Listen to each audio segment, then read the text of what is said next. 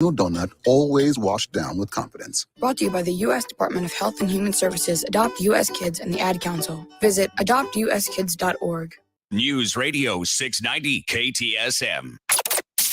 Live from the KTSM AM 690 studios, it's Talk El Paso with Andrew J. Polk.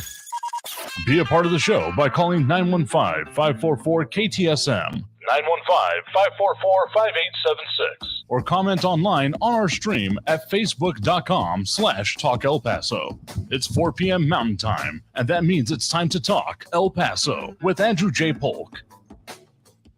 Thank you all so very much for joining us here for Talk El Paso, airing live on News Radio 690 KTSM. I'm your host, Andrew J. Polk. Thank you for tuning in, however you may be doing so, be it on air, online, live streaming through the free and reliable iHeartRadio app, or joining us over on the various social media pages, facebook.com/Talk El Paso, the Talk El Paso channel over on YouTube, Twitter at Talk El Paso, or Twitch, Andrew J. Polk. A lot of stuff we're going to be getting into here today, but over on those social media pages, some of the better places you can get at us, tune in, see the show, literally, because we do the whole video live stream over there. If you're wondering what we're talking about with pictures and responses and sometimes my facial expressions, apparently, that's the place you can see all of that if you are so inclined. If you're in your car or driving the car, don't, please do that. But you can, of course, welcome to tune in as we do over there. Few things top of mind here today. Some countdowns on in almost literal sense. I saw someone posting a countdown clock to Friday, which is, of course, the start of the legalized state level medical marijuana going on. A lot of conversations I keep getting roped into going on about that. Expectations, the complexities of our little slice of the border here, and all of that good fun stuff, as we have Flaco Jimenez dropping the like over there on the Facebook page. Do appreciate it. It helps us get the message out there, get more people involved here, because, you know, love it or hate it, there's a lot of important stuff to talk about here, and we want to keep bringing it up here.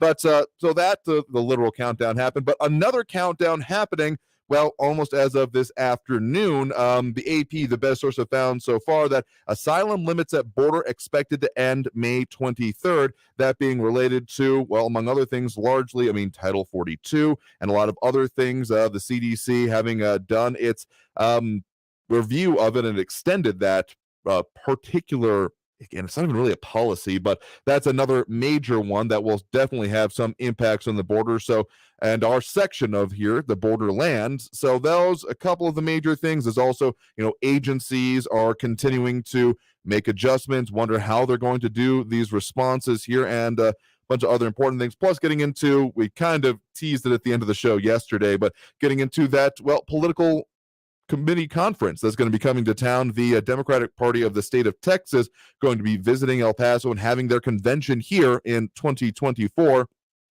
Both that discussion and the what's going to come out directly from that, but also just what that means for the ability of downtown to do that kind of a thing here. So we'll get into all that and more here. John Browselton letting us know that he loves West Texas spring weather. Tomorrow I'll get to climb back in his roof and nail the 3 shingles that blew off.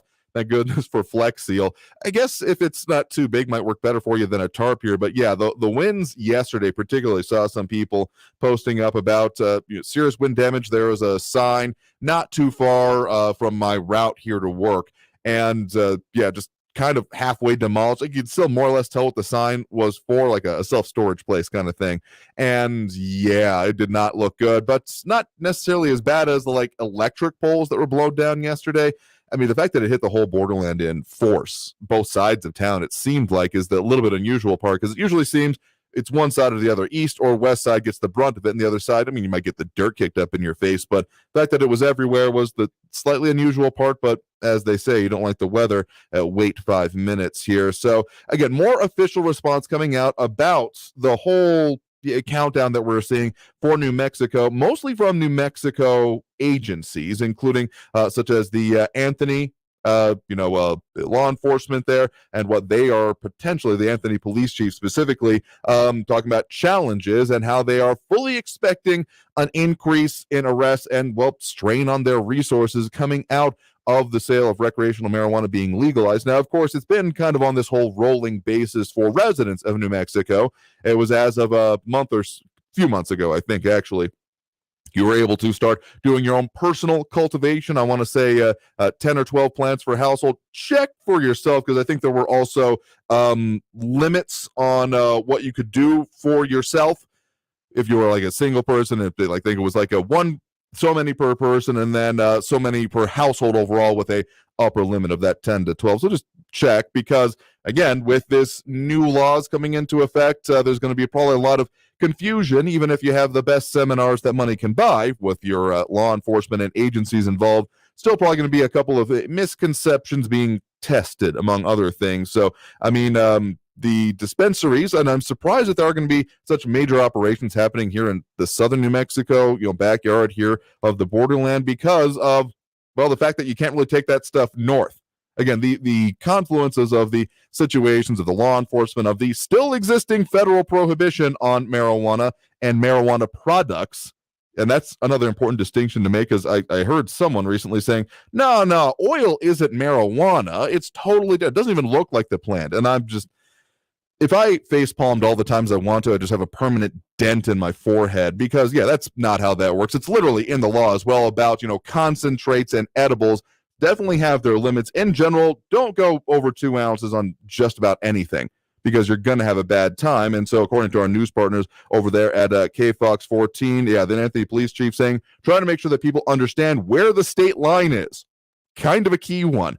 A lot of times individuals don't know where the state line is. They think they're in New Mexico, but they're not. They might be coming from a dispensary, and their thought is, well, I'm going home. Well, part of the way home into New Mexico is actually through Texas. Yeah, that can happen. So again, there were some questions brought up about, monitoring this, like kind of doing the whole fireworks sales. Not exactly a completely accurate analogy, but if you want to talk about blazing something, it is a little bit closer, I guess, in that format here. But I mean, there's been a lot of urban myths, I feel like, about how that enforcement has been done over the years, that, they're watching you, or they're going to make sure that if you buy anything, you shoot it all off before you come back here. I doubt that's going to happen exactly, but I will say there hasn't been much coming out about, well, exactly what the enforcement, not even necessarily mechanisms, but plans are for Texas side agencies.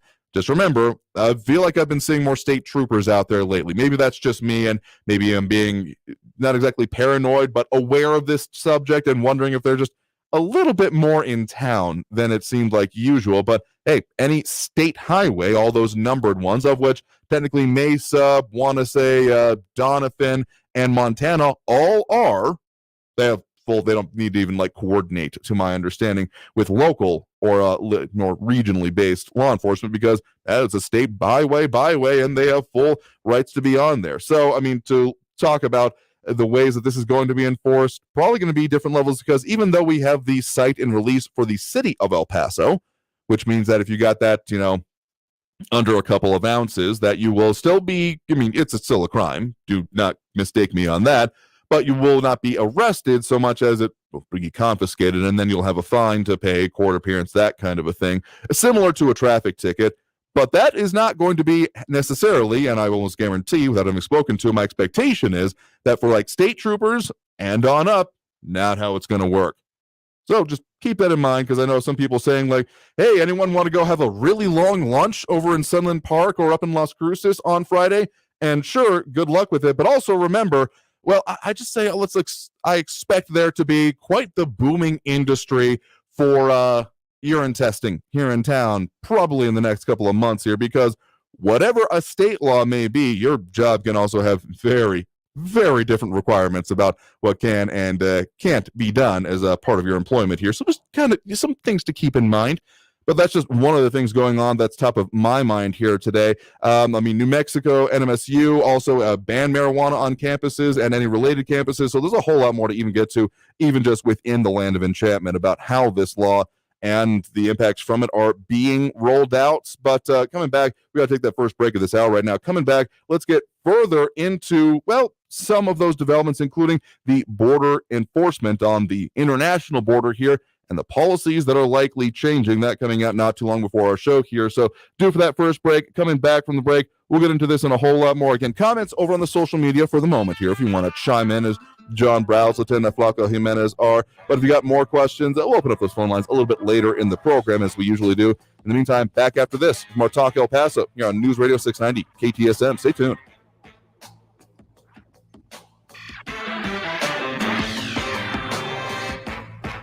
Traffic all day. News Radio 690.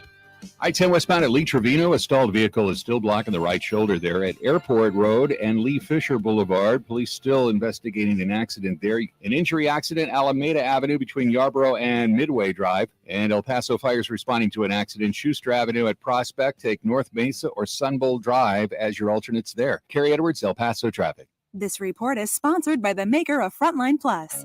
Frontline Plus is the #1 name in flea and tick protection. So however you want to live life with your pets, Frontline Plus lets you take them everywhere, no matter how you define it. Available for dogs or cats. Visit frontline.com to learn more. Prescription products require an online consultation with a healthcare provider who will determine if a prescription is appropriate. Restrictions apply. See website for full details and important safety information. Subscription required. Refund available for 60 days after purchase. Hey guys, did you know there's a generic form of Viagra that works just the same but is 90% cheaper? And you can get it online? Just go to 4hims.com/free. You'll get a free medical consultation, discreet shipping if prescribed, a 100% online process, and trusted generic alternatives to the biggest brands at 90% off. That's right, get generic for Viagra, the same active ingredient as brand name Viagra, but 90% cheaper. It's the same medication you get from your doctor, but with zero copay, no expensive appointments, and no awkward face-to-face conversations. Results are guaranteed or your money back. To start your free online visit, you need to go to this exclusive address, 4hims.com/free. That's 4hims.com/free for your free online visit. FORHIMS.com/FREE. Anyone can get long COVID, even Rob, age 22. I got COVID in September of 2020, and a few weeks later, I started to have long-term problems. I used to run 5 to 6 miles a day. Now, when I walk up a flight of stairs, I'm gasping for air. It feels like my brain is clouded and I can't think straight. Getting vaccinated against COVID-19 is the best way to prevent long COVID. Find vaccines near you at vaccines.gov. Paid for by the U.S. Department of Health and Human Services. Jim's taxes were an unbelievably tangled mess. The IRS just wouldn't work with me. Then Optima got involved, and I mean, they really got involved. Optima Tax Relief is A+ rated by the Better Business Bureau, and they've resolved over $1 billion for their clients. It's like having two lives, the one before Optima Tax and the one after. Do what Tim did. Call Optima now for a free consultation. Call 800-783-8055. 800-783-8055. Optima Tax Relief. Testimonial from an actual client. Some restrictions apply. For complete details, please visit OptimaTaxRelief.com. Text and work. Text and pretend to work. Text and act surprised when someone calls you out for not working. Who, me? Text and whatever, just don't text and drive. Visit StopTextsStopWrecks.org. A message from NHTSA and the Ad Council. News Radio 690 KTSM El Paso. Live from the KTSM AM 690 studios, it's Talk El Paso with Andrew J. Polk. To be a part of the show, follow on Facebook at facebook.com/Talk El Paso. Now here's your host, Andrew J. Polk. Thank you all so very much for joining us here for Talk El Paso, airing live on News Radio 690 KTSM. I'm your host, Andrew J. Polk. Thanks for tuning in and however you may be doing. So a lot of ways you can chime in on the show. Facebook.com/Talk El Paso, YouTube, Twitter, and Twitch are all the pages we're up on for the broadcast or the simulcast, to use I feel like that's a dated term, but it's the best one I can think of to apply for us being, radio, streaming, internet, social media, all at once here. As we got Flaco Jimenez, John Brazelton, and more tuning in, chiming in. Flaco pointing out that Dyer, Alameda, North Loop, and Paisano, as we mentioned, are also under state jurisdiction. You got any confusion about it? Anytime you're out driving, look for those little square black and white route signs. Like, want to say that Mesa is technically Texas 20, or might be confusing it with Montana. Anyway, if you see those signs, that clues you into that is a state byway, motorway, whatever the correct term for it is. It's a road that the state troopers can be on, is the important point here. So just keep that in mind as you're tooling around town. And again, planning for those, 3 joint lunches. That would be a lot, actually. Over into Sunland Park or Las Cruces here. You might have a bad time with it. And also, actually, almost to underscore that article over on our website right now, KTSMradio.com. That's something we'll probably be seeing a little bit higher numbers locally. A positive drug test for U.S. workers reaches 2-decade high.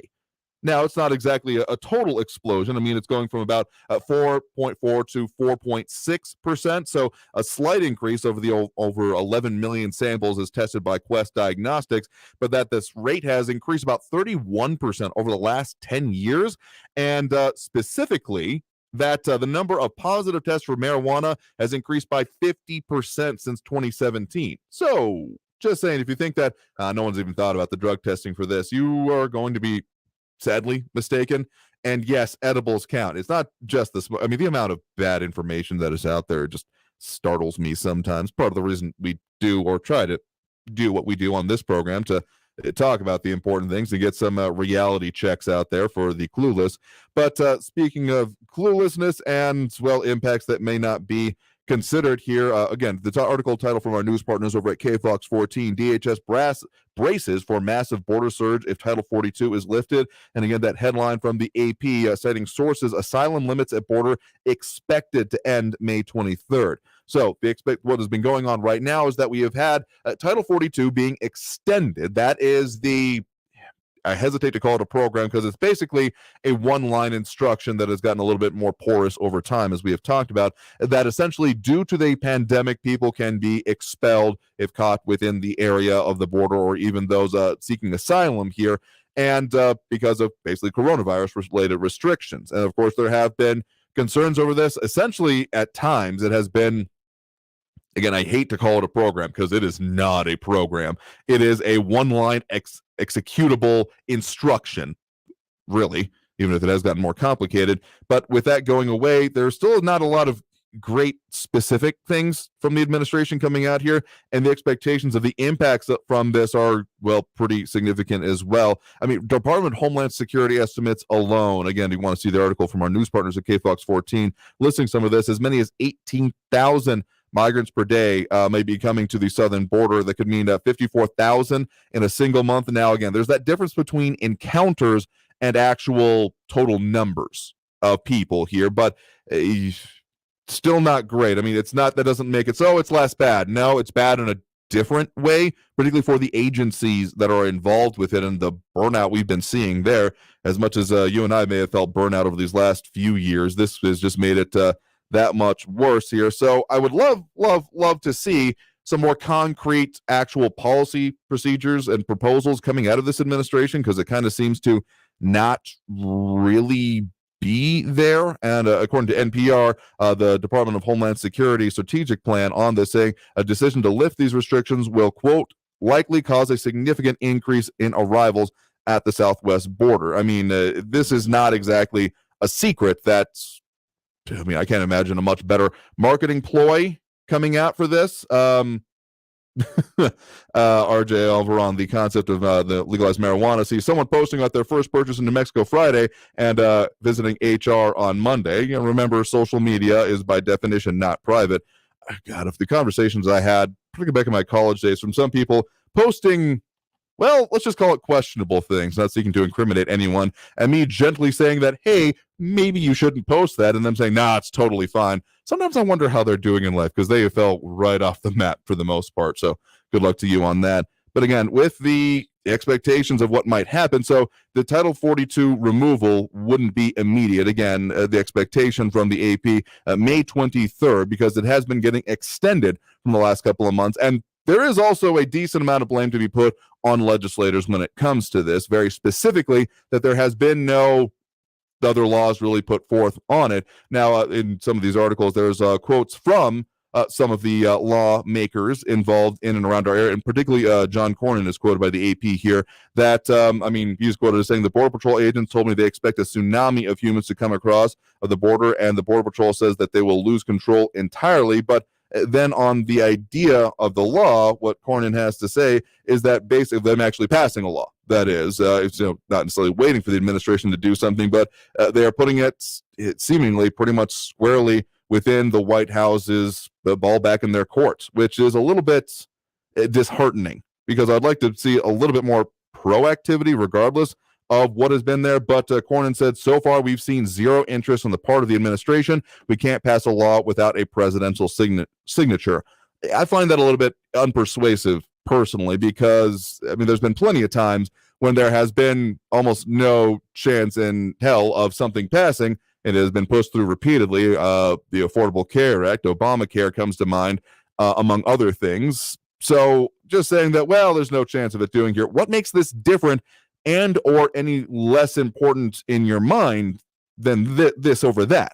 Like that just, I don't, that doesn't fly with me as a reason to make this discussion, suggestion, and not putting forth your own policy proposal besides just, well, keeping it in place here. Because as much as there is, I mean, I do not think that we're ready for Title 42 to go away with, since there is no policy really going to replace it. We have seen the briefest mention, of course, as came out last week in that letter to the DHS secretary from, Congresswoman Veronica Escobar and other Democrats in Congress, suggesting the in-country processing for asylum claims as a method of decreasing the transit and pressure on the southern border in our region and throughout all of the border accessible states.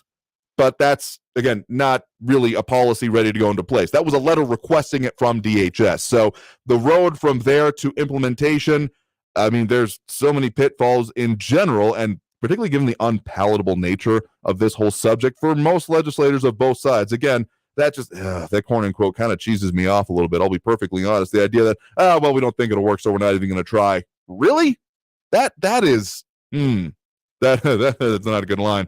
And I guess that's the kind of thing, I guess, when you don't have someone up for election here soon, because we're seeing those that are a little bit closer to it, amongst others, Governor Greg Abbott being, of course, he can't do the national legislature and passing of laws that way, but like it or not, at least there's some activity happening there as opposed to just calls back and forth. Okay, in fairness, Republican lawmakers on Capitol Hill did hold a news conference this week saying that Title 42 should be considered, but again, fully on record here myself as saying that it's basically not a policy.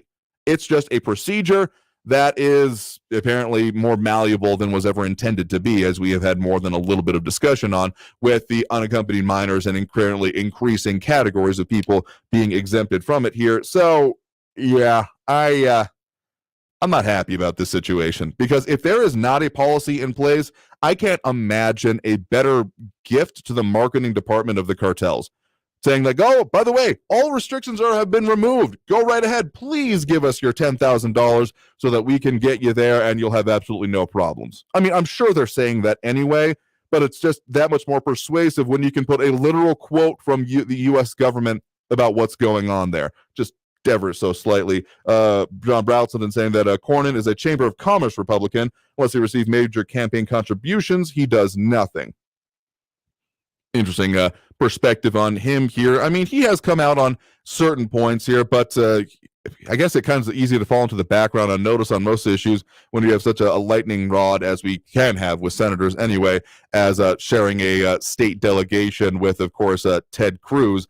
I mean, he's also been included in this. I mean, it was mostly Cornyn in the articles from our news partners and others being quoted as why there hasn't been more legislation. But Cruz is also on record on this, saying that blaming the Biden administration for the surge that we're seeing. 3 decisions: halting the construction of the wall, reinstating the failed policy of catch and release, and ending the incredibly successful Remain in Mexico policy, said Cruz, as a reason he blames the Biden administration. As we also have Calvin Williams joining us over on the Facebook page, facebook.com/Talk El Paso.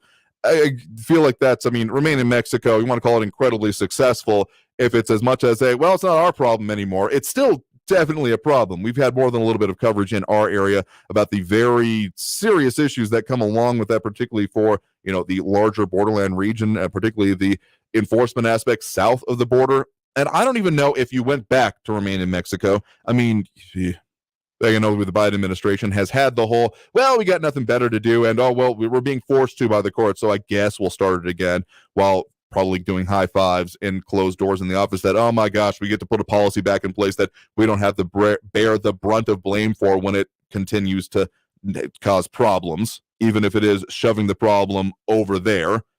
I mean, I would love to see a policy. That's what it just comes down for me. Would love to see an actual concrete policy proposal position from this administration, or even, congressional and Senate Republicans, because waiting on the administration to do that has not borne out that well on this particular issue. Just looking over the last, year and change. So would love to see more about that, or just something new being put forth, because we're just rehashing warmed over, lukewarm policies from the previous two administrations, depending on which side of the aisle you're on. We're not really responding to the current situation. And I don't even think that if we were to put in full force and measure of any of these previous policies, like full faith, full good faith of it even, that it would still necessarily work, because we are continuing to see changes to migration patterns. I mean, this is not a static problem.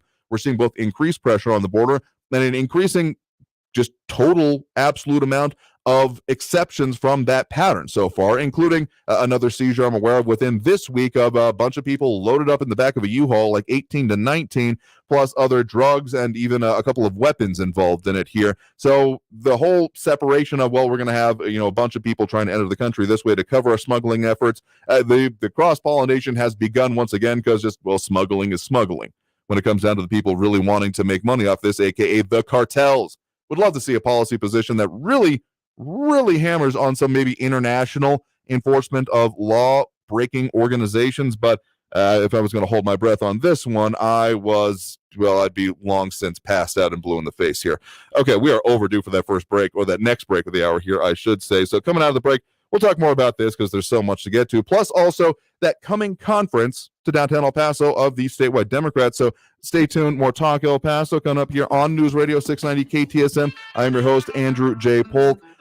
A lot of comments coming in. Calvin Williams, John Browson, and RJ, Christy Couture, among others, dropping the likes, reacts, and comments over online. So if you want to do so, Facebook, YouTube, Twitter, and Twitch, best places to do that. Otherwise, back after this break with more Talk El Paso. Stay tuned.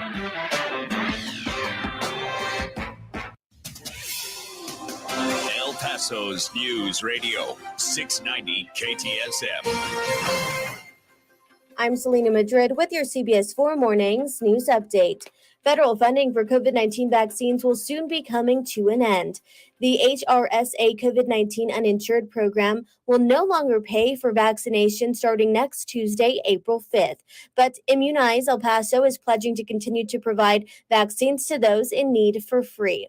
Organizers say they will not turn away anyone who is uninsured and wants to get the shot.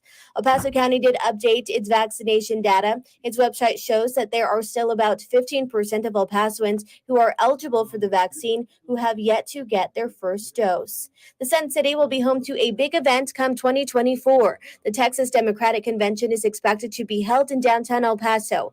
Local leaders believe it will bring in about 15,000 visitors into the borderland. El Paso went up against San Antonio during the bid process and won the majority vote. I'm Selena Madrid with your CBS 4 Mornings News Update. News Radio 690. Traffic all day. In Severe Weather Center, this is Chief Meteorologist Sandra Diaz. So our wind maker is going to finally move on out, and that's going to give us some lighter winds overnight and for your Thursday. However, you can expect a chilly start to your morning with temperatures in the 40s, but the good news is we should be warmer as we return to the mid-70s. There will be a few clouds throughout the day on Thursday, but don't expect to see any rain anytime soon. This report is sponsored by Discover. If you're a valued customer, you deserve a simple gesture of appreciation from your credit card company. And that's why Discover matches all of the cash back you've earned at the end of your first year. Discover. Exceptionally common sense. Learn more at discover.com/match. Limitations apply. The podcast, What's Your Problem, dives deep into new technology and the challenges facing people at the top of their field. On each episode, Jacob Goldstein, former co-host of NPR's Planet Money, speaks with the entrepreneurs and engineers creating innovations in medicine, artificial intelligence, and more. We didn't have a particular technology. We didn't have a business model. We didn't have a way of making money. It was a great way to start a company. I highly recommend it. Listen to What's Your Problem on the iHeartRadio app or wherever you get your podcasts. The El Paso Community Foundation supports the causes you feel passionate about here in the borderland, whether it's education, social services, arts and culture, the environment, health, or economic development. The El Paso Community Foundation has been promoting philanthropy and progress in our hometown region for more than 45 years. Make your mark with us. Start a fund today for good, for El Paso, forever. Learn more at epcf.org. That's epcf.org. Are you covered by Medicare and Medicaid? Well, El Paso Health Plus is the plan for you. As a local Medicare Advantage plan, we can offer our members more. Call us at 833-742-3125 or ephmedicare.com. El Paso Health Plus. Are you a safe driver? Are you looking to save money? With DriveWise from Allstate, the safer you drive, the more you can save. At Allstate, better protection costs a whole lot less. Visit allstate.com or call an agent for a quote today. This report is sponsored by Allstate. Because you never hear this. Hey, hon, I'm late. Chris, I am so pleased you missed the beginning of our meeting. Thanks for making me wait, Dad. I talked to a lot of strangers. Check on your commute. Stay informed. Traffic and weather all day. Or you might never hear the end of it. Well, you were late to our anniversary dinner that one time. Yes, how could I forget? El Paso's News Radio 690 KTSM. El Paso's News Radio 690 KTSM. Live from the KTSM AM 690 studios, it's Talk El Paso with Andrew J. Polk. To be a part of the show, call 915-544-KTSM or follow on Facebook at facebook.com/Talk El Paso. Now here's your host, Andrew J. Polk. Thank you all so very much for joining us here for Talk El Paso, airing live on News Radio 690 KTSM.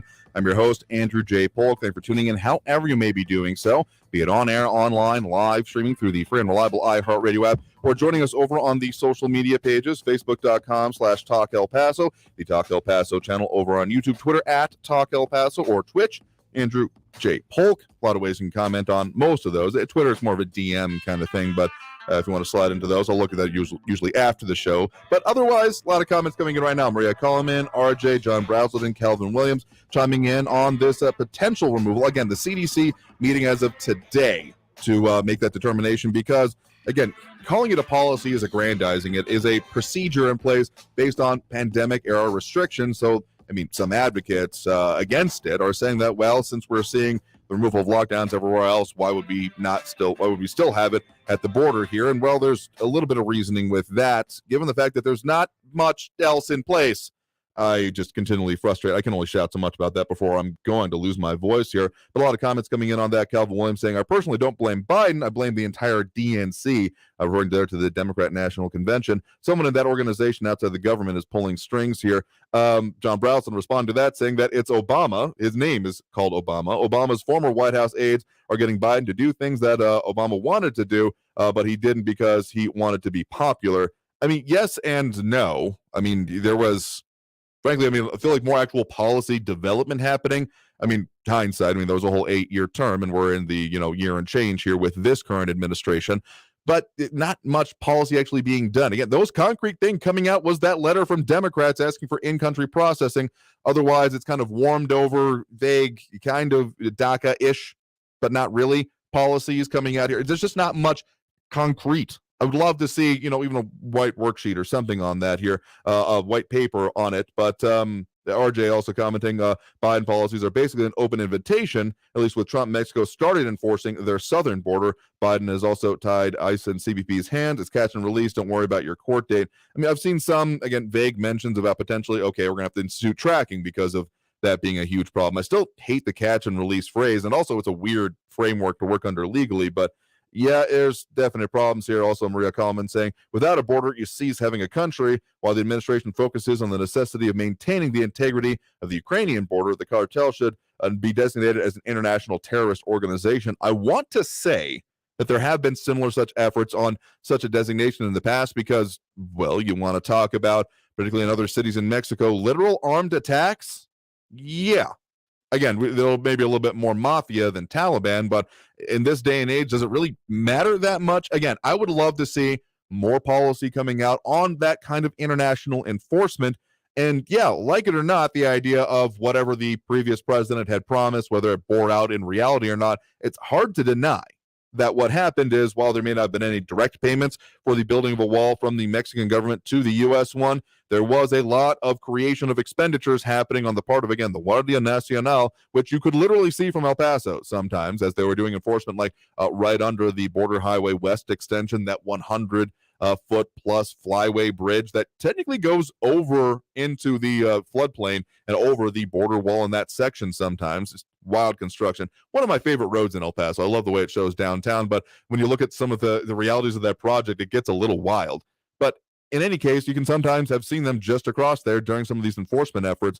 Now, whether the will is still there on the Mexican side, well, that has been a part of contention going on with this and the negotiations that have been ongoing, and most recently hearing it coming up with that possible and that supposed rollout that's been going on of the reinstatement of the Migrant Protection Protocol's MPP so-called Remain in Mexico policy. Again, that the saying that, oh, it worked perfectly is a little bit lacking in recognition of reality as well, particularly when you look at the impact of where those people are being forced to remain to participate in that policy and how that's just kind of the blinders are on for that. Most people arguing that, well, in the political sphere anyway, are elected officials here. But, and Calvin Williams pointing out another very good point on this here, that the fluctuations of executive orders is a direct result of Congress not doing their jobs. I think that there's a little bit, again, what Cornyn said, it just irks me in a way that I'm not going to be able to get over for a minute here. So if I get stuck on that, pardon me. But the fact that there was like, oh, no, the administration needs to do this. They need to do that. Yeah. This is your job. Pass something. At least debate it. Saying that, oh, well, we don't think it will. That has literally never stopped Congress or congressional representation or senators previously. So why the hell would it stop you now? At least come up with your own policy procedure. Heck, I would imagine that given the midterm elections that we're impending on, again, this whole resting on laurels thing, oh, we're going to do so much better because people don't like Biden. I don't think that's a good way for people to vote in general. I don't like this guy or this party, therefore I'm going to vote for the other one and we'll see how they do. You can't just, that's not a way to govern. Like, it's a way to get in office, but then you have to do, you're supposed to do something, though, that seems to have slipped off the list of responsibilities lately for our representatives and senators, which, that's a whole nother show we could frankly do. But yes, would love them to see, frankly, I think would be better for them in elections and what's coming up. You're saying, no, this policy has been disastrous. Here's our proposal. Here's our new plan to address the current situations and deal with it. Because, just saying that, well, we'll go with this policy that pushed the problem elsewhere and everything will be fine. That was already having its own issues in our area. RJ saying that right now in Maverick County, constables, deputies, and police are chipping in to enforce the border. It's not their job, but they have no choice, not isolated incidents. That goes a little bit into the Operation Stone Garden funding that we've talked a little about as well, though. Even in our region, there's been some, court cases on their own, actual settlements that have been issued involving the El Paso County and the Sheriff's Department specifically, prohibiting them from certain levels of enforcement action. So, and that was, I think it was technically 2 legislative sessions ago. 2 sets of legislative sessions, I should say, ago, that, it came down that whole law about defunding sanctuary cities. That is what it actually was about. Came down as if this was this issue in El Paso, and the state saying like, well, you don't actually have to worry about that. And the county saying, we absolutely have to worry about that because this is a legally binding document that was signed here. So if you're saying just blow it off, can you go ahead and pass the law saying we can do that first? So the complexities do abound here, but there's a whole lot more to get to here, but it seems to be a lot of conversation on this. So tell you what, let's go ahead and open up those phone lines. The number to call, 915-544-5876, 544-KTSM. I think we do have someone who's been somewhat patiently on the line here already. So we do have Stephen on the east side here with us right now. Stephen, thanks for joining us. Hey, thanks for taking my call. Sure thing. What's on your mind? So just a couple comments about the immigration situation. I think it's important to keep in mind the things that will motivate people to come here is a lot of times based on either the perception of the reality of what are the chances that you can successfully get into the country. So if there's a perception or a reality that, okay, my cousin was able to go to America and then they were caught, but then they were released, or sometimes even their bus ticket or plane ticket paid for to go anywhere they want into the country. And that information makes it back home. And then other people hear about it and say, oh, wow, now's a good time. We can get in, we can go. And that can help kind of push these surges based on the perceived way that, or success of getting in. Meanwhile, if you get information back from people who are stuck in Mexico, we're like, well, we're not going to try now because it's not working. We're not going to be able to get in. So that can kind of motivate some of these surges. That's other very thing true, yeah. I was thinking about was maybe sometimes the powers that be do want more people coming into the country, whether they think that maybe when they are eventually in and maybe legalized, hopefully, and from their perspective, hopefully, maybe they'll vote one way or the other, or their children will vote one way or the other. But also just financially, big corporations may benefit financially for cheaper labor, or maybe the government thinks that if we can really boost the population, then that will mean down the road more revenue in terms of having a bigger population, having more people to tax, having, therefore, from their perspective, more money to spend. So there's other things that maybe motivate not solving the problem as opposed to solving it. I mean, that is a very relevant point as well. But to your first one here, I mean, yeah, I've talked about the cartels a lot, and I place just so much blame on them and would love to see them just no longer exist. But my magic wand has been missing for a while. But you're right that there are coordination that can happen even within these populations without there being, the marketing that essentially comes out of the organizations that are profiting off of them. We saw that exactly and directly during the whole Haitian situation that happened in kind of the middle of the Texas border in that area over there, just east of us. And that, yeah, there was a lot of just individual coordination between groups just saying like, hey, let's all go to this place, almost outside of any formalized organization, I guess is the right way to put it here. So that is absolutely a factor because sure, the cartels are almost always going to say, oh no, now's a wonderful time to go. You should totally give us your money. That is going to be more or less constant and then maybe boosted by some boneheaded statements being made. But you're right, there is a lot more coordination that can happen even within groups, even within disparate groups, because again, that Haitian situation was not all people coming directly from the Caribbean island and then moving over here. It was people that had been off the island or spread around even Central and South America for years at this point, all coming together, those that did make that move at that point in time. So that coordination absolutely happens. And yeah, to your second point about there being a certain, other inputs here, but profit motive, absolutely. I mean, that's even being suggested in part of, if you want to find the articles we got up on the Title 42 potential removal as a way to deal with that, maybe, the economic downturn that we're facing down. But also, it just reminds me that in a lot of enforcement actions that happen, it is, when they have like, the DHS or the ICE raids of workplaces. Remember meat packing or meat cutting, chicken processing plants, particularly over the last few years, there'd be a lot of roundup and then, prosecution and removal of the people who were doing the work there, but not quite as much of a focus on those who were, otherwise their employers, because I-9 verification is very much a thing and a responsibility of the employer to do, but there just hasn't seemed to be as much of that. So on your point of the profit motive, I think there's some work to be done there as well. Yeah, and just one last comment. Mm-hmm. A lot of, talk was spent about Trump's border wall and will Mexico pay for it and so forth. And ultimately, that's not what really stopped the influx of migrants over the border. What ultimately did it was, and we're not 100% sure exactly what he said to Obrador and the officials over there, but Donald Trump said or did something, I'm not sure if it was economic or the threat of naming the cartels terrorist organizations. It was something he did or said that made the Mexican government enforce on their side the border. That's really what did it. It wasn't a wall. It wasn't all these other things. I mean, on our side, everything was kind of blocked and nothing really got done. It was something that was done during the last administration that made Mexico do it. And that's ultimately what changed with administrations.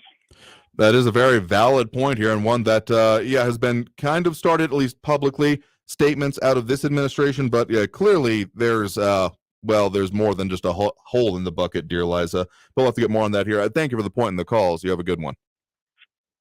I appreciate it. All right, because we are due for that next break right now. Coming out of the break, I know we got more calls on the line here. We'll get to those and take some more. That number to call again, 915-544-5876, 544-KTSM. Back after this break with more Talk El Paso here on News Radio 690 KTSM. Stay tuned.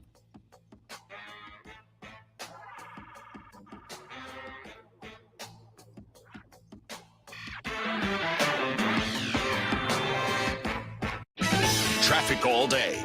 News Radio 690. Loop 375 westbound at Zaragoza, a stalled vehicle blocking the right shoulder. Alameda Avenue between Yarborough and Midway, an injury accident at Riverside Drive in Alameda. Also tonight and tomorrow night, starting at 9 p.m. It's up till 6 a.m. Get ready for a complete closure of I-10 westbound from Airway to Trowbridge. Carrie Edwards, El Paso traffic. This report is sponsored by the maker of NexGard Afoxolaner. NexGard Afoxolaner is monthly flea and tick protection that's #1 vet recommended and #1 dog preferred. Use with caution in dogs with a history of seizures or neurologic disorders. Ask your vet or visit nextguardfordogs.com to learn more.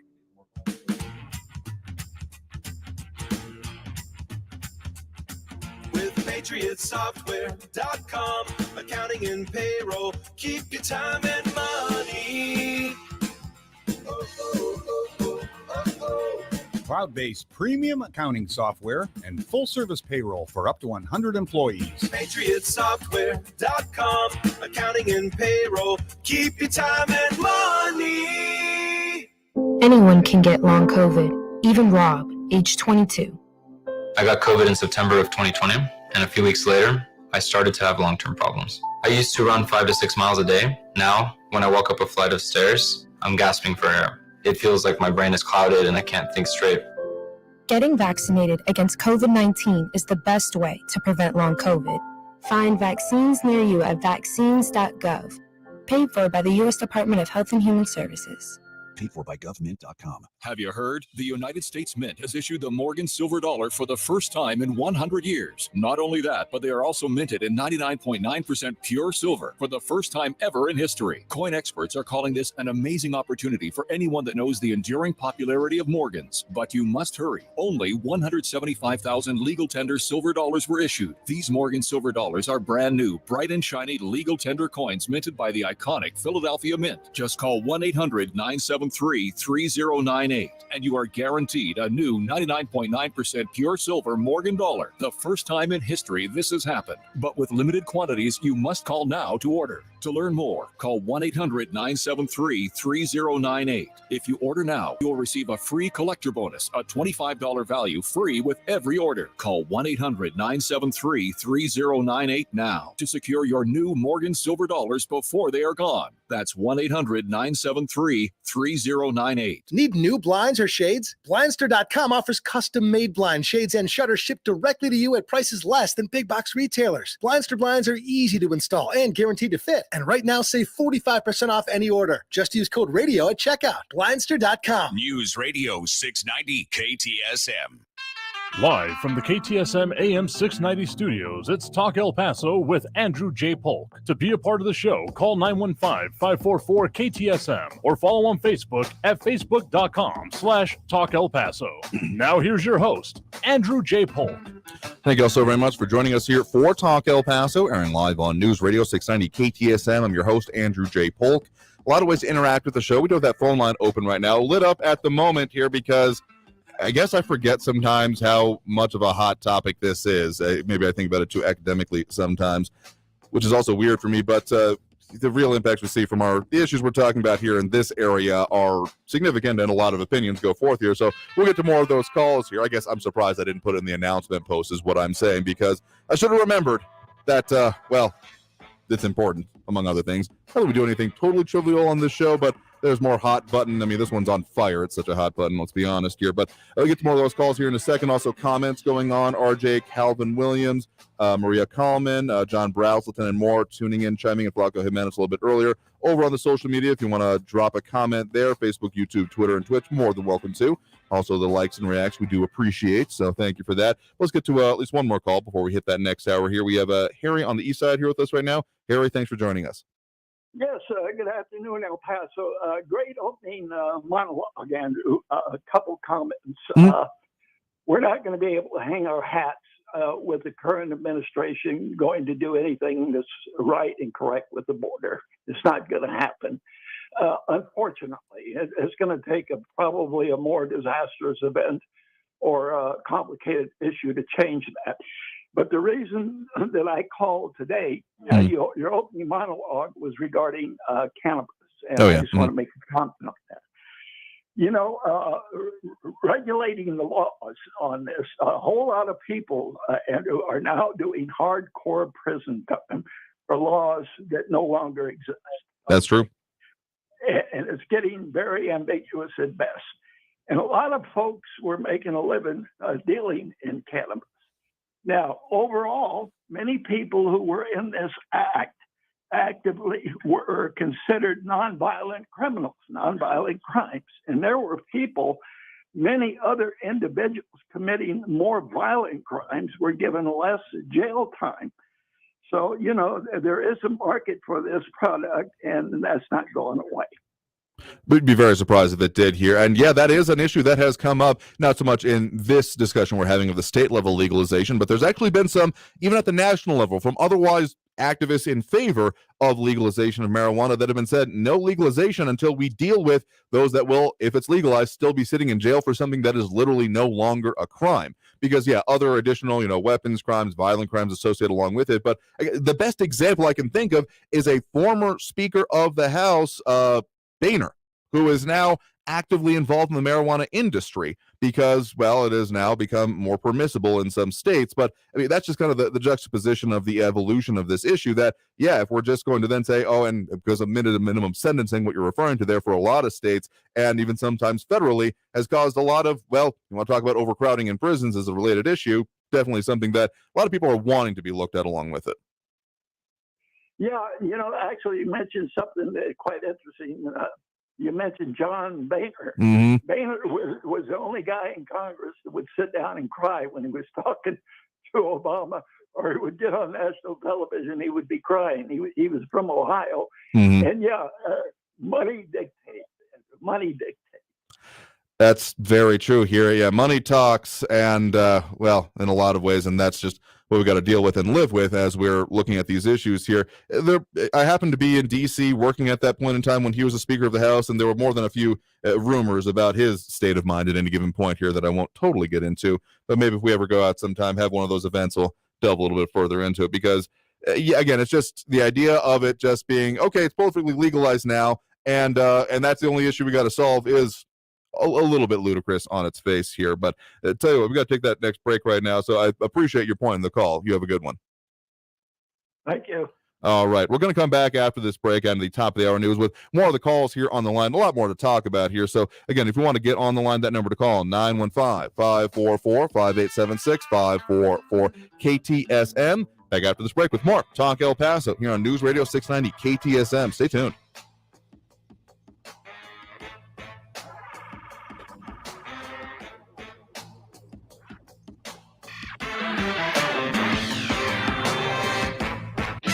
Traffic all day. News Radio 690. Loop 375 westbound at Zaragoza, a stalled vehicle blocking the right shoulder. Alameda Avenue between Yarborough and Midway, an injury accident at Riverside Drive in Alameda. Also tonight and tomorrow night, starting at 9 p.m. up till 6 a.m., get ready for a complete closure of I-10 westbound from Airway to Trowbridge. Carrie Edwards, El Paso traffic. If you are covered by Medicare and Medicaid, then El Paso Health Plus Medicare Advantage Plan offers great supplemental benefits designed specifically for El Pasoans, such as $3,500 a year in dental benefits, $300 in vision, and a quarterly OTC card with $250 to spend on health and wellness products.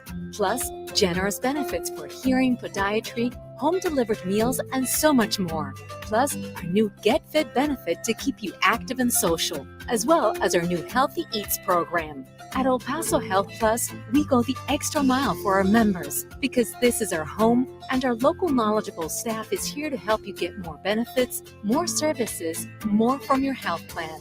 If you are covered by Medicare and Medicaid, call us 833-742-3125 or visit ephmedicare.com. El Paso Health Plus, your local Medicare Advantage plan. Standing up for what's right. Helping out when things go wrong. Seeking the truth and speaking our minds. Not just making records, but breaking them. Leading the way behind the camera, beyond the runway, and on the silver screen. Not just making our mark, but making a difference. Now that's a job for a Girl Scout. Girl Scouts, preparing girls for a lifetime of leadership. freedom of speech lives here. To me, freedom of speech is being able to say anything you want. El Paso's News Radio. 690 News on the KTSM. hour and the hat. Traffic and weather all day. News Radio 690 is KTSM AM El Paso, an iHeart radio station.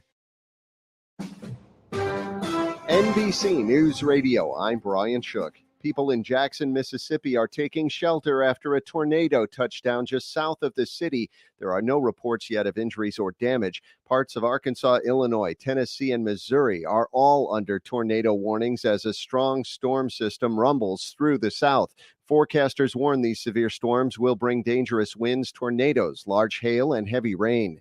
President Biden says he will try to meet with the parents of Trevor Reed, a former U.S. Marine imprisoned in Russia. Reed's parents have been protesting outside the White House, and his mother, Paula, gave an update on his condition. He was at the hospital for 10 days. They didn't give him any treatment, and he says that they x-rayed the wrong part of his chest. He has a rib or something sticking out, and he's coughing up blood. And so we do think that he does have an active case of TB. Reporters pressed Biden, and he said his staff is trying to work out a meeting. He called Reed's parents good people. Reed has been imprisoned in Russia since 2019 after a night out drinking.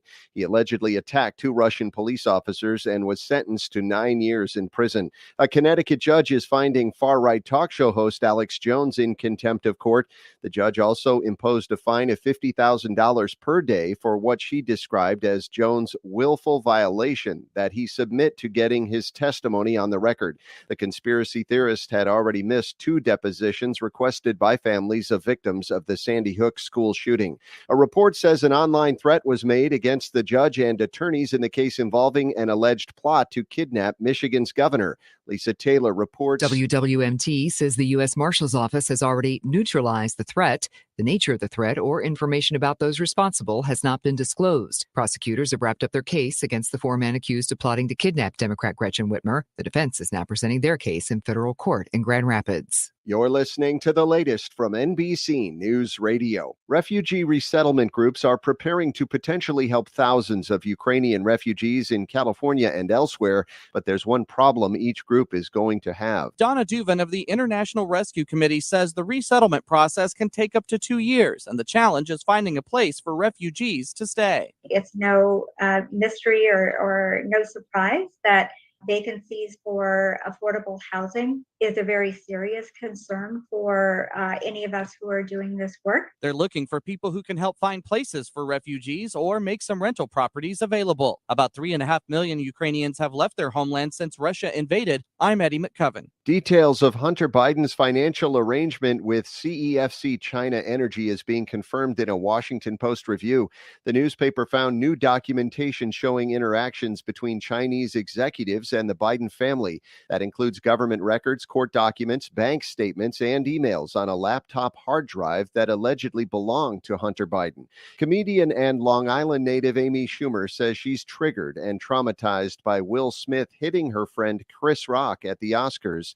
Lisa G. reports. Amy Schumer took to Instagram to discuss the incident and described it as disturbing and sickening. She had co-hosted the award ceremony and said Rock handled the attack like a pro. Several celebrities commented under the post in support of Schumer, including Paris Hilton and Sharon Stone. Smith has since released a public apology for slapping Rock over a joke poking fun at his wife Jada's hair loss. The prequel to HBO's highly acclaimed series Game of Thrones is getting a release date. House of the Dragon will premiere on August 21st. The 10-episode drama follows House Targaryen 200 years before the events in Game of Thrones take place. George R.R. Martin is a series co-creator and wrote the novel the series is based on, Fire and Blood. Brian Shook, NBC News Radio. This report is sponsored by the maker of Frontline Plus. Frontline Plus is the #1 name in flea and tick protection. So, however you want to live life with your pets, Frontline Plus lets you take them everywhere, no matter how you define it. Available for dogs or cats. Visit frontline.com to learn more.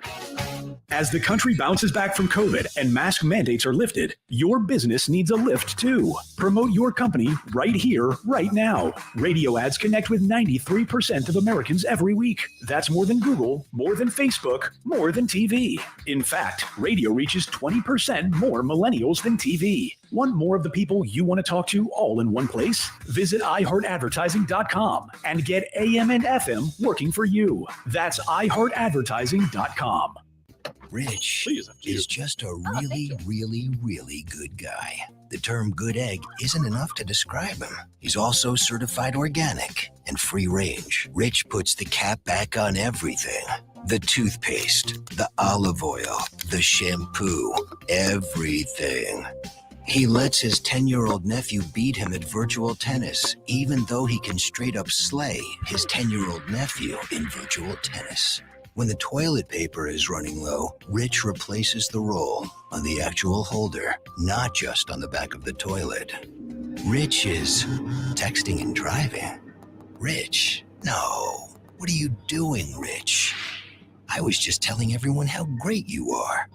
Texting and driving makes good people look bad. Visit StopTextStopWrecks.org. A public service announcement brought to you by the National Highway Traffic Safety Administration and the Ad Council. I adopted Bento in 2010 from a shelter. A lot of people know him as Keyboard Cat. That's just one adoption story that started at a shelter. Visit theshelterpetproject.org to find a pet near you. Brought to you by Maddie's Fund, the Humane Society of the United States, and the Ad Council. News Radio 690 KTSM El Paso. Live from the KTSM AM 690 studios, it's Talk El Paso with Andrew J. Polk. To be a part of the show, call 915-544-KTSM or follow on Facebook at facebook.com/Talk El Paso. Now here's your host, Andrew J. Polk. Thank you all so very much for joining us here for Talk El Paso, airing live on News Radio 690 KTSM. I'm your host, Andrew J. Polk. Thank you for tuning in, however you may be doing so, be it on air, online, live streaming through the free and reliable iHeartRadio app, or joining us over on the various social media pages, facebook.com/Talk El Paso, the Talk El Paso channel, over on YouTube, Twitter at Talk El Paso, or Twitch, Andrew J. Polk. We're in all of those places. It's just shorthand to say that we want to have the conversation, talk about the things that are important here, and input is certainly an important part of it. Calvin Williams giving us the wave over there. Over on social media, also got RJ, Calvin Williams, Maria Coleman, John Brazelton, Blanco Jimenez a little bit earlier, commenting, chiming in there. It's a good way to do so throughout the show over on the social media. We also got those phone lines, well, full at the moment, but they're open if you can get in. 915-544-5876, 544-KTSM. I mean, a lot of stuff we're talking about here today. If you're just joining us, very much on the thought of the countdown that is ramping up. More information coming out as kind of was expected on that whole Friday start of legalized marijuana sales in the land of enchantment and the various complicated issue it's going to cause in this whole region we got here of this back and forth, legalized, not legalized state level, and of course the national prohibition still being in place. Yeah, more than a few issues to delve into with all of that, and local organizations, law enforcement agencies, et cetera, coming out with details, but also that potential removal in a couple of months of Title 42, the pandemic era and Trump era administration pandemic migration policy is the word I'm trying to use, that is going to see some serious impacts in this area if nothing else comes into place. I mean, probably going to be impacts regardless, but that would be kind of the worst case scenario of all of this in my mind. I mean, when it comes to policies and laws anyway, a meteor could hit at any point and make us have totally different problems. But when it comes to policy, that's my worst case here. But let's get to those phone calls. Again, the number to call, 915-544-5876, 915-544-KTSM. We do have Vincent in the Mission Valley here with us right now. Vincent, thanks for joining us. Yeah, hello. How are you doing, man? I just want to bring up, I know you were just talking earlier about the immigration thing. I want to talk about, I know the Border Patrol, sometimes they abuse their authority because sometimes they have killed unarmed people, Spanish-American citizens. But I got to tell you one thing. There's a Border Patrol that got to fight with an Hispanic outside a bar, and he got stabbed to death. And the Border Patrol was only 25 or 26, and the guy that stabbed him to death was found not guilty. The police came, they arrested the guy, and that's supposedly stabbed him, but he was found not guilty by jury, trial by jury, and so they let him go. But I was gonna say is they abused their authority, and I was happy when that Border Patrol got killed, and I had a party. Have a great day. Sure thing. Good luck with that outlook on life there. Yeah, all the talk that happens with, I mean, just living with that kind of hate in your heart, I hope you figure it out is the best I can say there, because, yeah, celebrating someone's death is not really a good way to live your life, my dude. And if you're dissatisfied with the way policies are in place, calling for the death of someone is, well, that's certainly a take that you can make that I think, I'm certainly not going to follow you down that train of thought, but, yeah, just good luck with that, dude. Hope you have a happy life, because it doesn't sound like you do right now. Anyway, getting to more calls on the line here. I mean, we do take them on and we'll deal with them as we do, but the consequences of having an open phone line sometimes. Again, the number to call if you want to add your own 2 cents, 915-544-5876-544-KTSM. We do have Raul in the Northeastern line here with us right now. Raul, thanks for joining us. Hey, Andrew. You know, I've lived in El Paso for most of my life, and illegal immigration into the United States is nothing new. Illegals working in the United States is nothing new. U.S. capitalists exploiting illegal workers is nothing new. And the GOP using xenophobia and illegal immigration as a wedge and culture war issue is nothing new. And illegal immigration really doesn't have much of an impact on my life, because I don't hire them like Trump has, and like many capitalists in the United States and throughout the country have and do. You know, El Paso, having a very prominent military presence in town, particularly holds the members of the military in high regard. My stepson is a captain in the United States Army, and he served in South Korea while Trump was threatening to go to war with Kim before he fell in love with him. And my father served in World War II. Now, I was reading about how retired Lieutenant General Keith Kellogg, a longtime Trump ally, confidant, and advisor, has been playing along with the January 6th investigation under oath. And according to famed Watergate reporter and presidential author Bob Woodard, in a recent CNN interview, he said that General Kellogg was found from multiple first-hand witnesses to have been with Trump on January 6th in the office with Trump, begging Trump to tweet out to stop the violence. And he said that Trump would not respond, and so General Kellogg went to find Trump's daughter, Ivanka, who went to see her father in the Oval Office dining room 3 times. According to multiple witnesses, one of the things that she said to her daddy was, let this thing go. So now what never ceases to amaze me is how Trumpers discount these reports and the flood of bad news on Trump and continue to believe that they know Trump better than the people he hired and worked for him. Okay, I mean, there's a reasonable amount of, looking at the reports coming out and that kind of a thing. I guess the problem is with the whole standpoint we're dealing with and the way you're espousing here is that very last part here. Like, I have fully been in favor of, all of these big controversial questions we've dealt with, whether it is the election itself, the way laws and things were being changed leading up to the election, or even when it comes to the January 6th incident itself, I find it very reasonable to say these things should all be fully investigated and full reports come out. Let's get, a blue star panel, a blue ribbon panel, I think the way I meant to say, and do like a full exhaustive investigation into that and come out with a report that then the politicians can deal with. The problem I keep having with the way the January 6th panel is going forth is that, again, just simply politically speaking, since these are the politicians involved in doing it, it's not necessarily going to convince anyone that doesn't always agree with them. But to the larger point, the way we're going about this, the way you keep bringing this up here, again, I fully support the investigation, but if we're using this as a cudgel to then, say that, and everyone who then agreed at any point with the former president, here's why you're wrong and bad, again, that's just rhetorically speaking about how we're going about discussing this issue.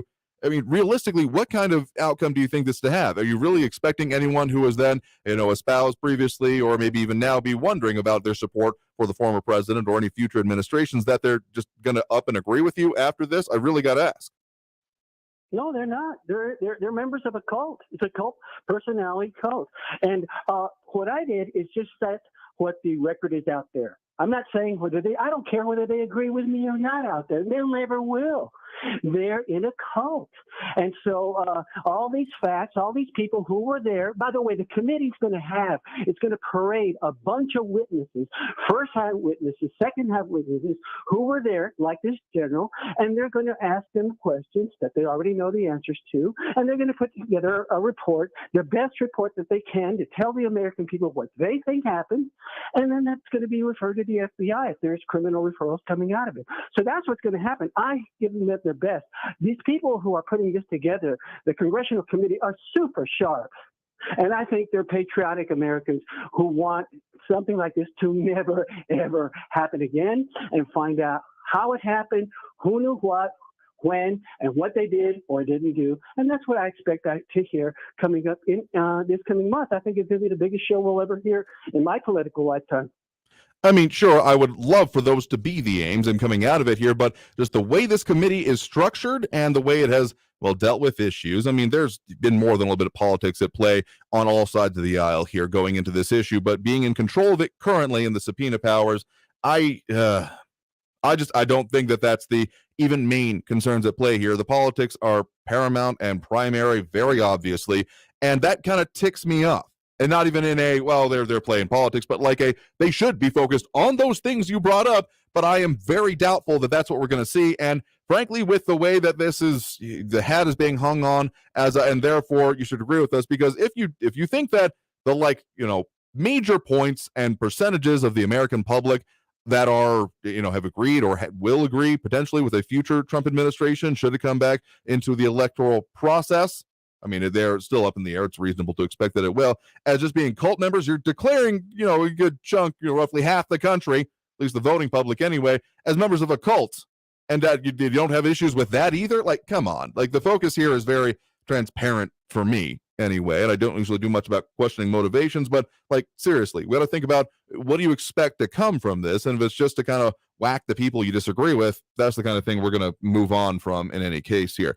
That's going to take us through our next break here, so thank you for the point in the call. Otherwise, just practicality has to come into play at some point with how we talk about this. I tried to bring it home to, okay, and what does this mean for us? What can you do about it? In some cases, it just doesn't, but this is what the chances we take when we talk about the things the way we do. But we'll talk more about it coming out of this break. If you want to call in, that number to do so, 915-544-5876, 544-KTSM. Back after this break with more Talk El Paso here on News Radio 690 KTSM.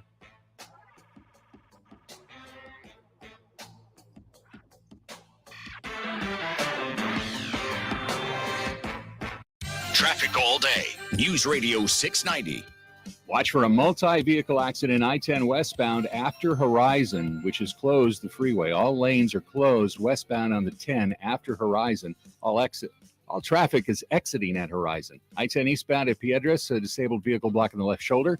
Right shoulder is blocked from a disabled vehicle. Loop 375 westbound at Zaragoza. Carrie Edwards, El Paso traffic. This report is sponsored by Wendy's Breakfast. The #1 pick is in. Wendy's Breakfast, the official breakfast of March Madness. Choose your starting lineup, like the Breakfast Baconator or Honey Butter Chicken Biscuit, and enjoy oven-baked bacon, fresh cracked eggs, seasoned breakfast potatoes, and Simply OJ. Choose wisely, choose Wendy's. Anyone can get long COVID, even Rob, age 22. I got COVID in September of 2020, and a few weeks later, I started to have long-term problems. I used to run 5 to 6 miles a day. Now, when I walk up a flight of stairs, I'm gasping for air. It feels like my brain is clouded and I can't think straight. Getting vaccinated against COVID-19 is the best way to prevent long COVID. Find vaccines near you at vaccines.gov. Paid for by the U.S. Department of Health and Human Services. iHeartRadio Earth is here with little tips for a healthier planet. Less than 1% of water on Earth is drinkable, and humans are using it faster than nature can replenish it. Reduce the amount of water you use in the bathroom by taking shorter showers and turning the water off while you brush your teeth. Brought to you by iHeartRadio Earth and the National Environmental Education Foundation. To find more tips for smarter, sustainable living, or to take action in your own community, go to iHeartRadio.com/Earth. Finding great candidates to hire can be like, well, trying to find a needle in a haystack. Sure, you can post your job to some job board, but then all you can do is hope the right person comes along, which is why you should try ZipRecruiter for free at ZipRecruiter.com/free. ZipRecruiter doesn't depend on candidates finding you. Its powerful technology identifies people with the right experience, and actively invites them to apply to your job. You get qualified candidates fast. So while other companies might deliver a lot of hay, ZipRecruiter finds you what you're looking for. The needle in the haystack. 4 out of 5 employers who post a job on ZipRecruiter get a quality candidate through the site within the first day. ZipRecruiter, the smartest way to hire. And right now, you can try ZipRecruiter for free. That's right, free. Just go to this exclusive web address, ZipRecruiter.com/free. That's ZipRecruiter.com/free. ZipRecruiter.com/free. 180 over 111, and I had a stroke. I couldn't speak or walk. This is high blood pressure. Get back on your plan. Go to loweryourhbp.org. Brought to you by the American Stroke Association, American Medical Association, and the Ad Council. El Paso's News Radio 690 KTSM. Live from the KTSM AM 690 studios, it's Talk El Paso with Andrew J. Polk. To be a part of the show, call 915-544-KTSM or follow on Facebook at facebook.com/Talk El Paso. Now here's your host, Andrew J. Polk. Thank you all so very much for joining us here for Talk El Paso, airing live on News Radio 690 KTSM. I'm your host, Andrew J. Polk. Thank you for tuning in, however you may be doing so. Be it on air, online, live, streaming through the free and reliable iHeartRadio app, or tuning in, chiming in on the social media platforms, Facebook, YouTube, Twitter, and Twitch that we're up on. Talk El Paso or Andrew J. Polk, either of those names, most of those places. You can find us, as a lot of people have already, Stephen M. Purdy, RJ, Ian Graham, Calvin Williams, John Brouthelton, and more tuning in and chiming in over there. Flaco Jimenez a little bit earlier, and also dropping those likes and reacts. Do appreciate it here. RJ saying, someone smacked the turntable, the record is scratched. That's what it really gets to me here sometimes, because, again, hope against hope, that an interesting and discussable point we brought up by all of our callers, but it doesn't always happen. Kevin Williams also saying, how do you say Trump's tweets are annoying and not official, in one breath, and then complain when he doesn't send one here?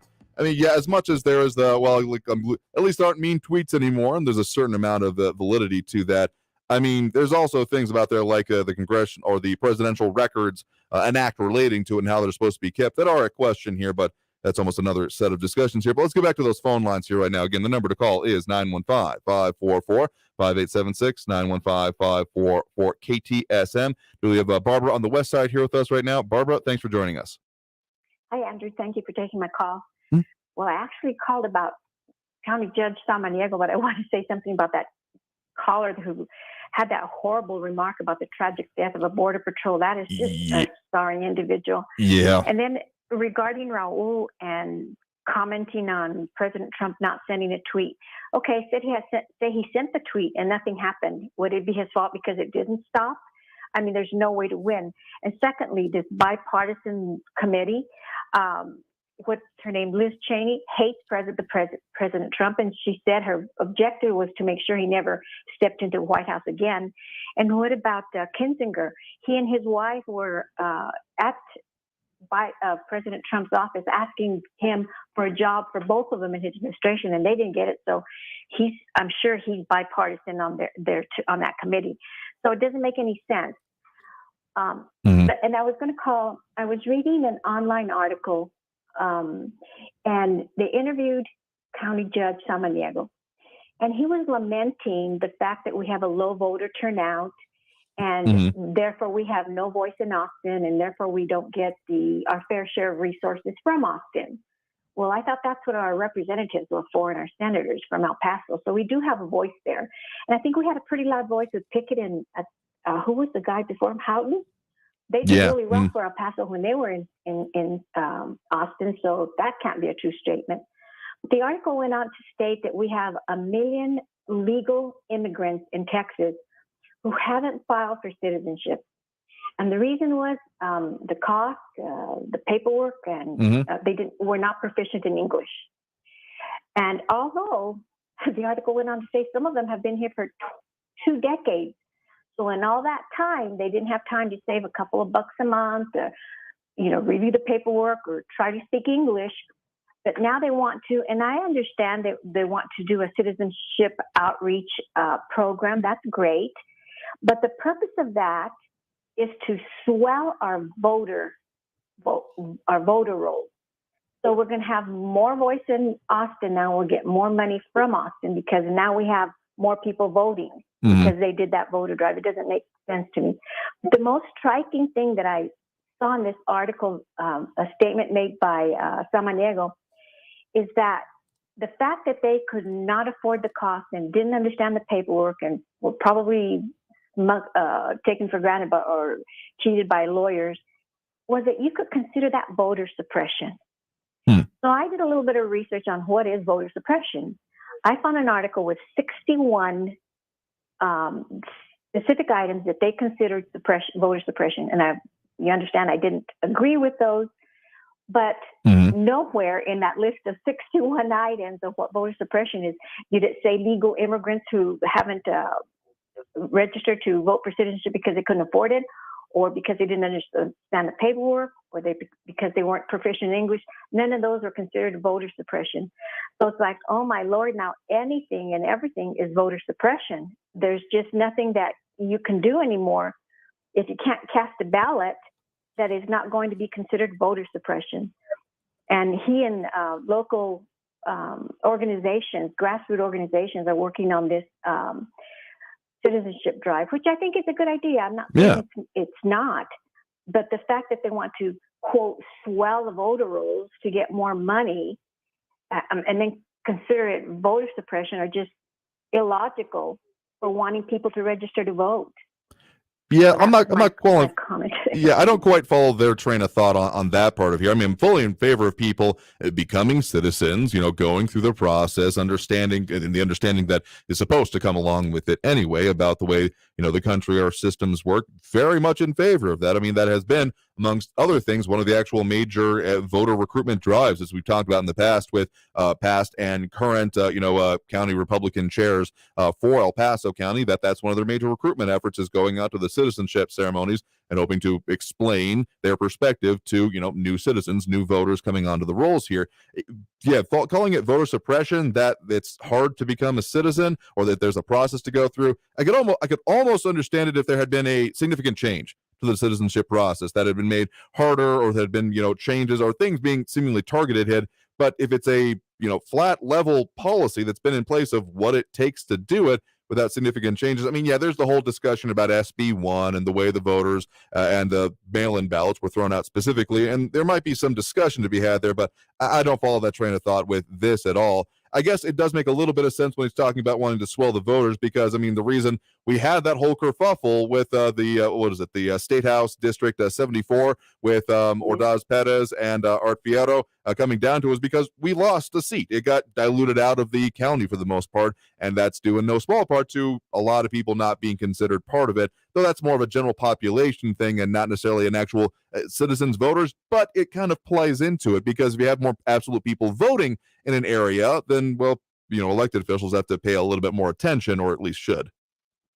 Well, in order to save some money, go out and get the people who are registered to vote and encourage them to get out to polls. I mean, that makes the most sense to me, but I've been shouting about that for a while, so we'll see what happens there.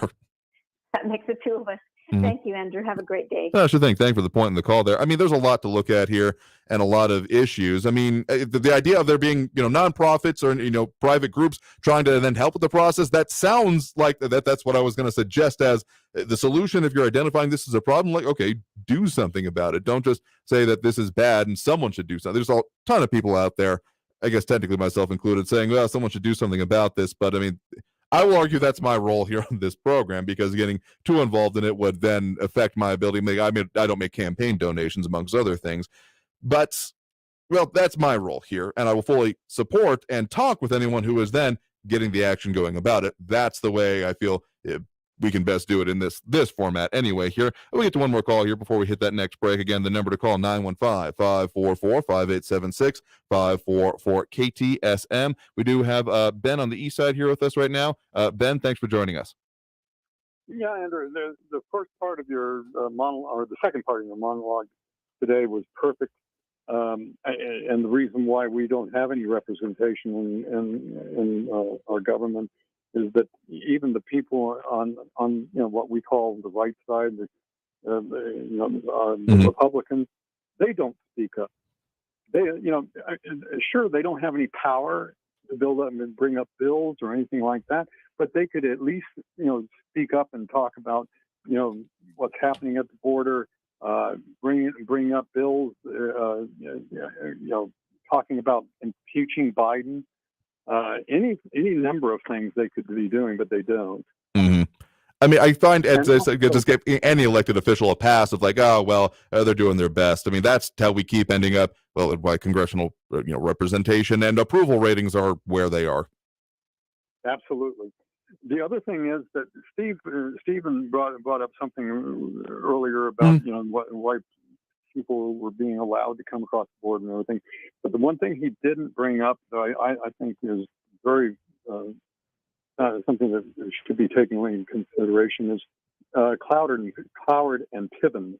Mm-hmm. And basically, what you do is you overwhelm the system in order to bring down the system.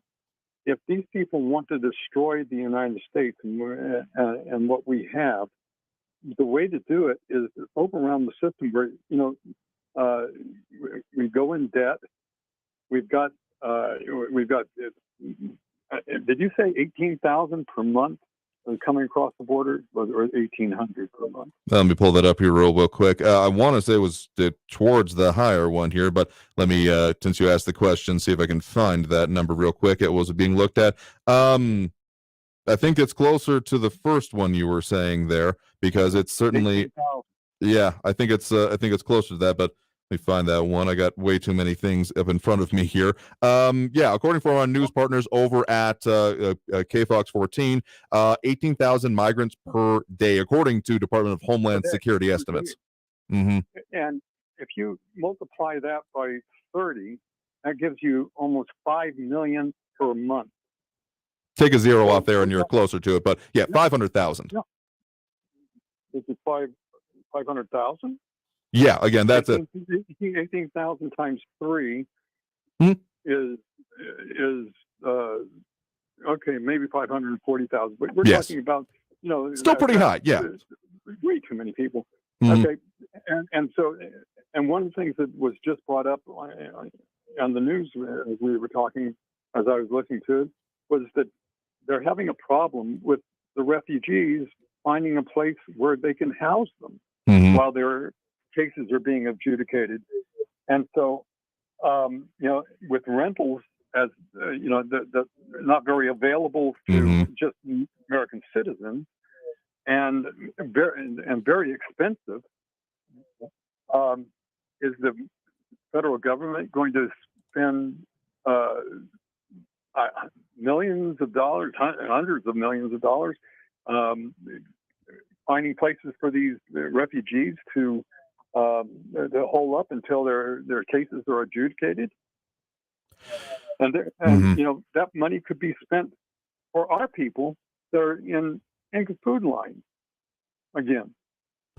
Yeah, I mean, if looking at the current federal programs on that is any indication, in my mind, I mean, it's not exactly a finding housing, but the total caretaking that has been done. When we're talking about the unaccompanied minors, the short answer is yes, because that has been outrageously expensive across administrations. The federal government is not good at that in general. I don't care who's in the White House, because it just has not worked out and has been just rife with potential issues and just massive expenditures. So housing would be maybe a lesser order of magnitude, but short answer, if they were to go about that as their policy, yes, I would expect it would probably be something on that order. Yeah. Yeah, we're talking about rentals not being available and very expensive right now because of the inflation. And so it's going to cost the American people millions, if not billions of dollars that can be spent on the American people instead of giving all these refugees homes in the United States. 100,000 Ukrainians. I mean, what you do is you talk about, again, one of the things, you let these people in, then what? What happens? Yeah, and they don't think about that.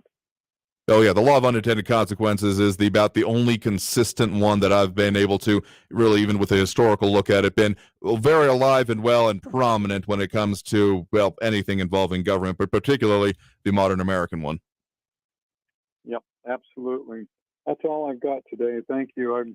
Appreciate the time. No, absolutely. I mean, it's important to talk about these things. Do appreciate the point in the call. You have a good one here. That's going to take us through our next break here right now. So coming out of the break, I know we got more calls on the line, more people queued up, and we'll keep talking about all these issues. So stay tuned. More Talk El Paso coming out of this break here on News Radio 690 KTSM.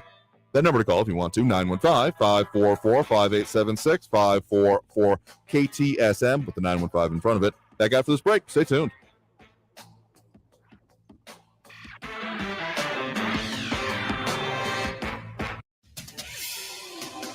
El Paso's News Radio 690 KTSM. Hello, everyone. This is Robert Olguin with your KFOX 14 News Update. Border Patrol agents in the El Paso sector arrested a U.S. citizen wanted for murder-homicide. It happened Monday when agents encountered a man walking along the border highway near Fonseca. When agents questioned the individual, he said he was a U.S. citizen who had just entered the U.S. from Mexico illegally by trying to drive his truck across the Rio Grande. Agents took him into custody and learned that he was wanted for murder-homicide in Wichita, Kansas. The city of El Paso says that McKelligan Canyon is now open. The roadway leading up to the canyon, McKelligan Road, has been closed for months as crews repair damage caused by last summer's storms. The outdoor public space is home to McKelligan Canyon Amphitheater and is a popular destination for rock climbing, hiking, and running. This has been your KFOX 14 News Update. I'm Robert Olguin. News Radio 690. Traffic all day. I-10 westbound after Horizon Boulevard, a serious accident is closed. I-10 westbound, all lanes are closed, and traffic is exiting for now at Horizon Boulevard. Expect delays, big backup there. I-10 eastbound at Piedras, disabled vehicle blocking the left shoulder, and an accident reported on the Woodrow B in Loop 375 near Kenworthy. Carrie Edwards, El Paso traffic. Severe Weather Center, this is Chief Meteorologist Sandra Diaz. So our wind maker is going to finally move on out, and that's going to give us some lighter winds overnight and for your Thursday. However, you can expect a chilly start to your morning with temperatures in the 40s, but the good news is we should be warmer as we return to the mid-70s. There will be a few clouds throughout the day on Thursday, but don't expect to see any rain anytime soon. This report is sponsored by Wendy's Breakfast. The number one pick is in. Wendy's Breakfast, the official breakfast of March Madness. Choose your starting lineup, like the Breakfast Baconator or Honey Butter Chicken Biscuit, and enjoy oven-baked bacon, fresh cracked eggs, seasoned breakfast potatoes, and Simply OJ. Choose wisely, choose Wendy's. Are you covered by Medicare and Medicaid? Well, El Paso Health Plus is the plan for you. As a local Medicare Advantage plan, we can offer our members more. Call us at 833-742-3125 or EPHmedicare.com. El Paso Health Plus. Hey, spring is here, and the warmer weather means you've got a lot more going on. Don't let COVID get in the way of any of it. COVID vaccines offer the strongest possible protection now and from long-term effects in the future. Protect yourself and your plans. We can do this. Find vaccines near you at vaccines.gov. That's vaccines.gov. Paid for by the U.S. Department of Health and Human Services. The job market is competitive right now, so you need to be competitive to attract top talent.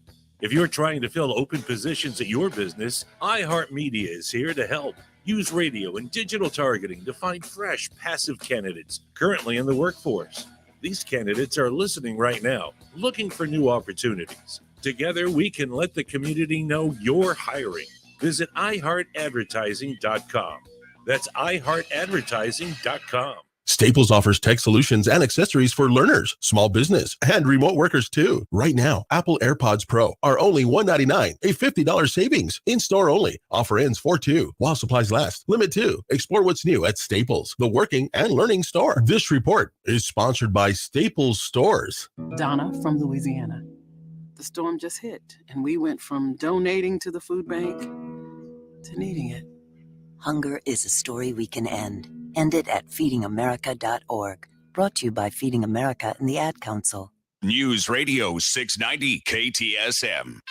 Live from the KTSM AM 690 studios, it's Talk El Paso with Andrew J. Polk. To be a part of the show, call 915-544-KTSM or follow on Facebook at facebook.com/Talk El Paso. Now here's your host, Andrew J. Polk.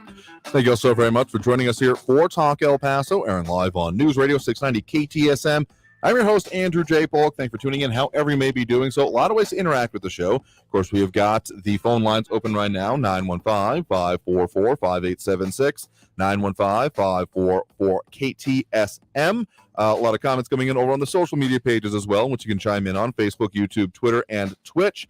Robert Carrasco saying that government is spending $15 million a month on housing in general.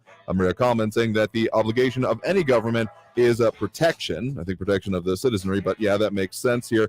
And a lot more. Barbara also saying that in reference to the last call and comment there, the only thing I see is that Republicans stood their ground and kept the approximate $2 billion from the Trump administration remaining in the budget.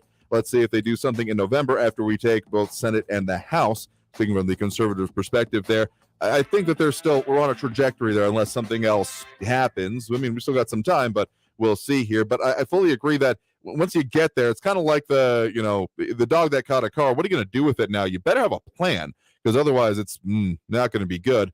I mean, as much as there is griping about the people who ended up voting for Biden because they didn't like Trump and the administration there, as mostly a spite voted out, we got to get this guy out if they're happy with what they're going to do. You better be saying that, okay, even on the side that I agree with, if it's your personal predilection towards that perspective, that, so what are you going to do with it once you got it? Because it's one thing to have it, but what are you actually going to do with it?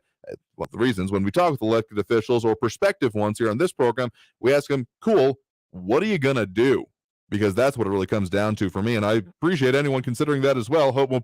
Wish more people would, I'll say that. Let's go back to those phone lines right now. Again, the number to call, 915-544-5876, 915-544-KTSM. We do have Mario on the east side here with us right now. Mario, thanks for joining us. Thank you, Andrew. Yeah, a couple of comments. First of all, Yeah, go right ahead.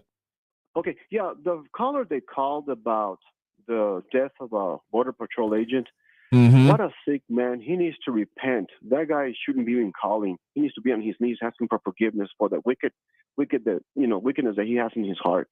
Yeah, I can't imagine living like that personally here, and it probably isn't going to be, not knowing anything about this person or their life, I got to imagine it might not be working out that well for him. Yeah, and then the caller right after him, I don't know his name, but anyway, it seems like he suffers from Trump derangement syndrome. Because every time when I get to your program, sometimes depending on my work schedule, it seems like he always calling and he has something really bad to talk about Trump. But I never hear him, and maybe haven't heard him talk about the ugliness or the wonderful things that Biden is doing. For instance, the debacle that happened in Afghanistan, that we lost 15 military soldiers.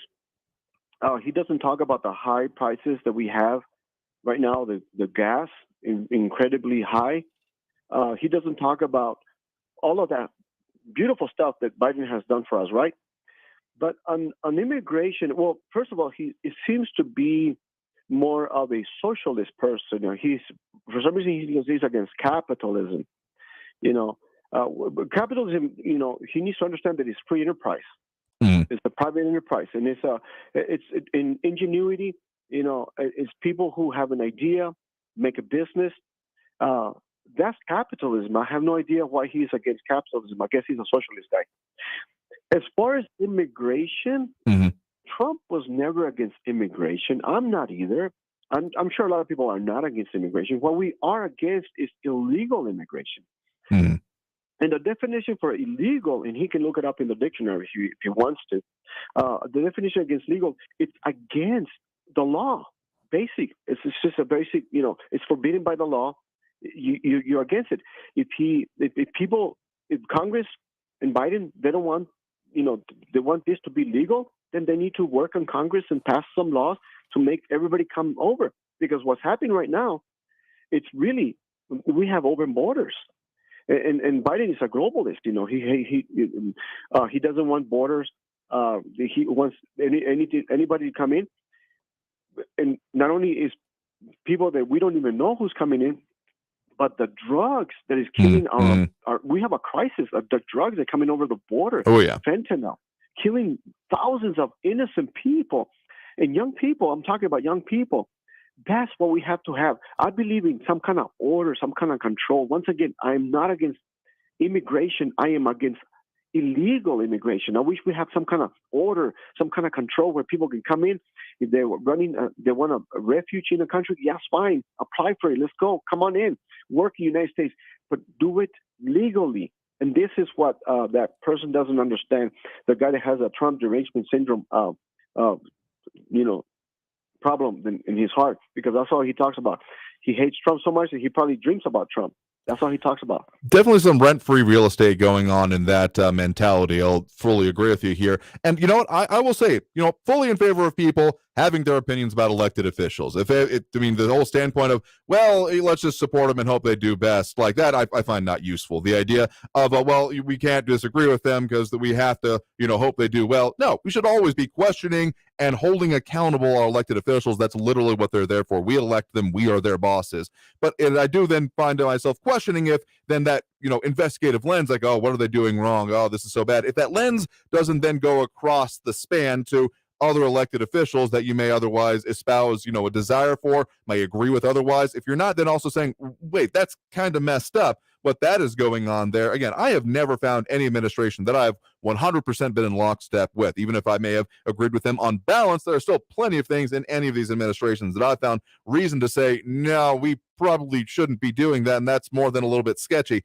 because that's the nature of it under the span and expansive issues dealt with by our government at, frankly, all levels, even down to local. So yeah, if that lens doesn't go both ways, essentially, that's when I start then questioning the conclusions that are gone to it there. But yeah, on immigration, there are some discussion that has happened out there about the legal immigration system being too narrow, but obviously the solution that is not then and let's just therefore throw out the system. Not at all the solution in my mind. We should know everyone that is crossing our border. Now, I argue that it's not useful to have a physical barrier only, but if you do whatever you want to do with the qualifications, but the porousness should not be allowed. I agree with you 100%. Once again, I just believe in law and order. Hey, come on over. Please, let's do it legally. Who you are? Why are you coming here? I would love to know who they are. It's not like it's what we're seeing right now is just people crossing over that we don't even know who they are. Mm-hmm. Listen, Andrew, we've seen on the news. I'm not sure about the regular CNN and MSNBC.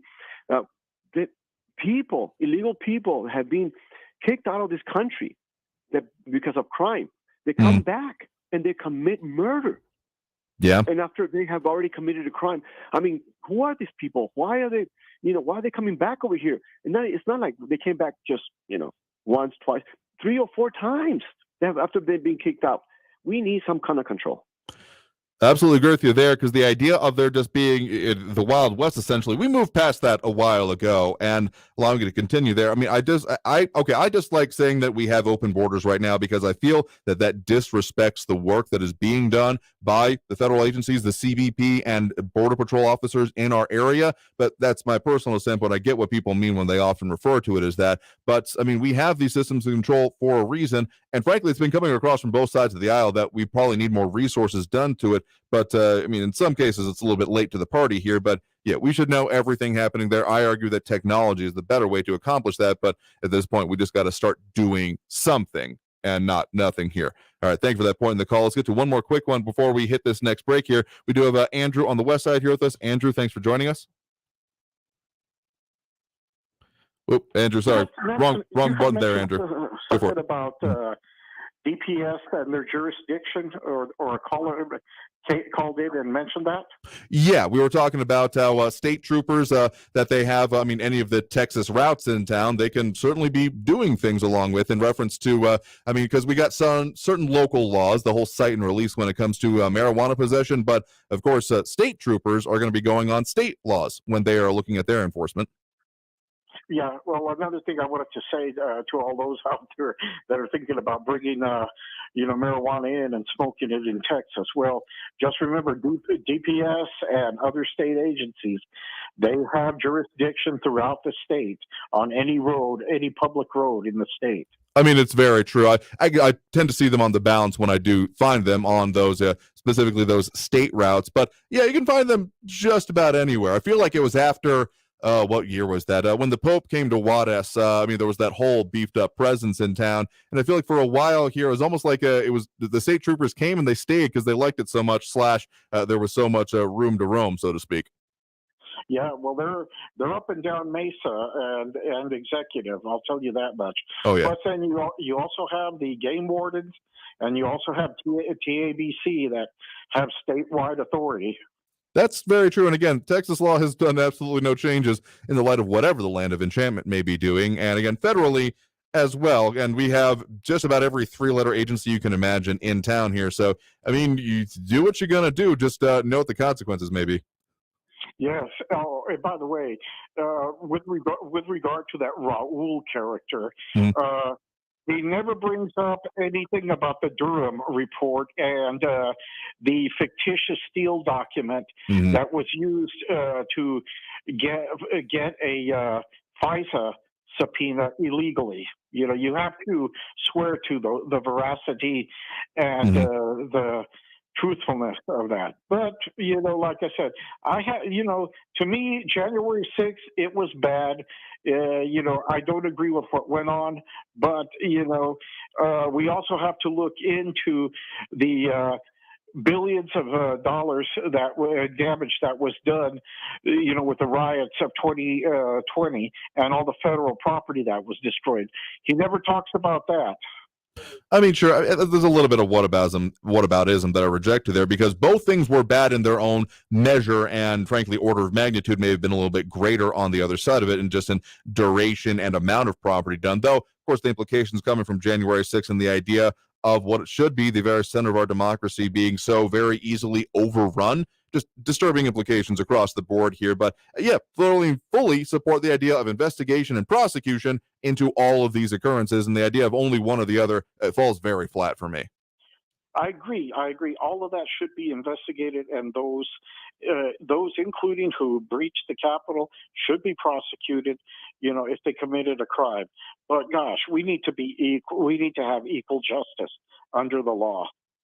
Absolutely, and that's a very fine point that we will, as long as we can, support that here on this program anyway. So thank you for the point in the call. Do appreciate it. Thank you. And guys out there, don't use marijuana. It's you're just asking for trouble. It's called dope for a reason, because it makes you that anyway. Good luck with anyone trying that out there. Let us know how it works out for you, because I think there's going to be issues, but thanks for the point there. All right, we got to take that next break right now, because we're going to almost be not having time to come back here. So back after this break and closing out the show, talking what we got coming up next here with Talk El Paso here on News Radio 690 KTSM.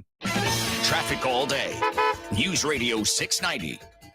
If you're on the 10 westbound coming into town from the Low Valley, there's a serious accident that's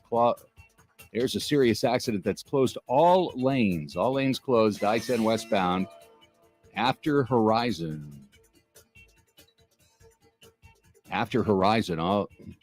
All lanes closed. All lanes closed, I-10 west. This report is sponsored by Staples Stores. Staples Print and Marketing Services help small business print big with wide format signs and banners. Right now, get $10 off custom printed signs, banners, and posters when you spend $50 or more. Offer ends 5/28. Visit staples.com/signage for details. This is your sign to print big at Staples. Prescription products require an online consultation with a healthcare provider who will determine if a prescription is appropriate. Restrictions apply. See website for full details and important safety information. Subscription required. Refund available for 60 days after purchase. Hey guys, did you know there's a generic form of Viagra that works just the same, but is 90% cheaper? And you can get it online? Just go to 4hims.com/free. You'll get a free medical consultation, discreet shipping if prescribed, a 100% online process, and trusted generic alternatives to the biggest brands at 90% off. That's right, get generic for Viagra, the same active ingredient as brand name Viagra, but 90% cheaper. It's the same medication you get from your doctor, but with zero copay, no expensive appointments, and no awkward face-to-face conversations. Results are guaranteed or your money back. To start your free online visit, you need to go to this exclusive address, 4hims.com/free. That's 4hims.com/free for your free online visit. FORHIMS.com/FREE. Welcome back to the quickest podcast ever, brought to you by Kohl's. Today's topic, Easter savings. I can't wait to celebrate with all my peeps. Speaking of, I just got 50% off festive decor, a Ninja blender for just $99.99, and saved on some arts and crafts the kids are gonna love. Okay, those are some excellent deals. Right? On top of that, I got an extra 20% off Kohl's Cash and free store pickup. Excuse me while I hop onto Kohl's.com. Select styles, 20% off ends April 3rd. Toys, coupons do not apply. Some exclusions apply. See store or Kohl's.com for details. This is the story of a very special woman. Just a few knew about her superpowers. In a matter of seconds, she turned herself into a great mathematician. She masqueraded as a regular person at work, but as a superhero at home. Everyone knows her as Gabriella. I still call her Mom. Your hero needs you now, and AARP is here to help. Find the care guides you need to help, complete with tips and resources at aarp.org/caregiving. Brought to you by AARP and the Ad Council. News Radio 690 KTSM El Paso. Live from the KTSM AM 690 studios, it's Talk El Paso with Andrew J. Polk. To be a part of the show, call 915-544-KTSM or follow on Facebook at facebook.com/Talk El Paso. Now here's your host, Andrew J. Polk. Thank you all so very much for joining us here for Talk El Paso, airing live on News Radio 690 KTSM. I'm your host, Andrew J. Polk. Closing out the show here as we are. We're going to squeeze in one more quick call, but otherwise, a couple of things we're working on for you. We're going to lighten the mood a little bit tomorrow with a couple of interviews on some local nonprofits doing things to both have events going on out there, trying to improve our local resiliency and situation. Some things have been brought up by listeners out there about needing to care for our fellow man, and so some of those issues we'll be delving into that tomorrow with a couple of interviews. And, of course, more talk about all the things that affect us here in the borderland. And next week, more of like things about home prices, housing costs, those kind of issues, and even more on the Great Resignation, since I had kind of teased that today and we didn't quite get to it. We're working on a lot out there for you, so stay tuned for all that here. But as I said, I think we're going to squeeze in one more quick one here just because he's been very patient. We do have a Jerry on the northwest side here on the line with us. Jerry, thanks for joining us. Thank you, Andrew, for taking my call. In 1952 or 53 or 54, I don't remember the exact year, there was a thing put out. It's a regulation or a law by the UN. It's for refugees, but it was stated specifically that it's for people that are leaving war areas or that are being abused and such like that. Not for people that are just have no jobs. Okay, so there's a difference. People that are leaving Ukraine could fall under that UN law, but most of the people coming up from the south and southern or central America, they don't fall under that because there are not any wars down there or such. Now, you may have cartels down there that are causing problems, but that's a different story. And it does say that they're supposed to go to the first country that that's a UN member and stay there till they can return, not cross Mexico and come to the United States. So that's one thing I wanted to bring up.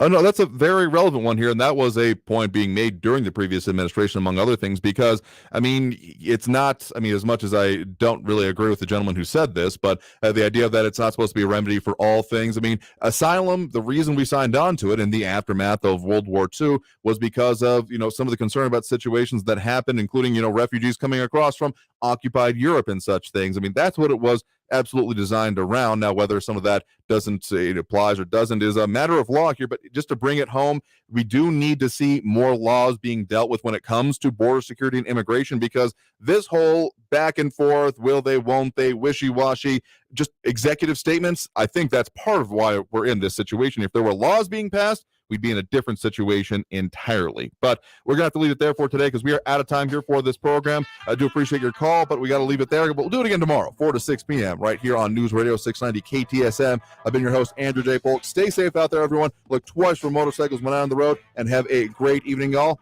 See y'all tomorrow.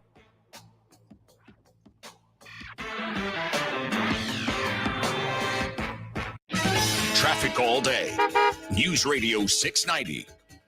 If you're on the 10 westbound coming into town from the Low Valley, there's a serious accident that's closed. All lanes closed, I-10 westbound after Horizon.